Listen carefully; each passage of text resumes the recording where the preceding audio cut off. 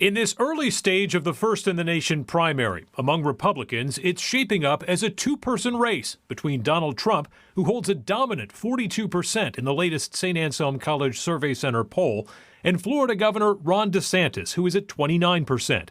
At the New Hampshire Institute of Politics, Neil Levesque says DeSantis has work to do if he runs, but right now he's the only one within striking distance of Trump. He hasn't even come into the state of New Hampshire yet, so we'll wait to see whether or not that sort of expectation holds. Far behind the top two are a host of other Republicans, some of them already in the race.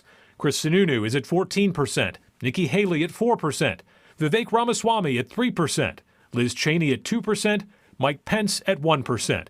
Also at 1% in this poll, Chris Christie, Mike Pompeo, and Tim Scott.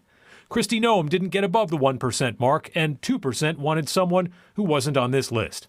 For now, the big takeaway is that among conservative and Republican voters, Donald Trump remains number one. Voters in the Republican primary have not abandoned Donald Trump. Meantime, President Joe Biden's job approval rating in New Hampshire continues to be underwater, with only 45% approving of his handling of the presidency and 54% disapproving. This poll indicates that in 2024, there could be room for a third party. An eye-catching 79% of those polled say they would give some consideration to an independent or third-party candidate for president in 2024, with only 21% saying they would not consider such a candidate. So I think as we go towards 2024, the prospects of a potential third party coming out and being an alternative to Joe Biden and Donald Trump could be very real. Adam Sexton, WMUR News 9.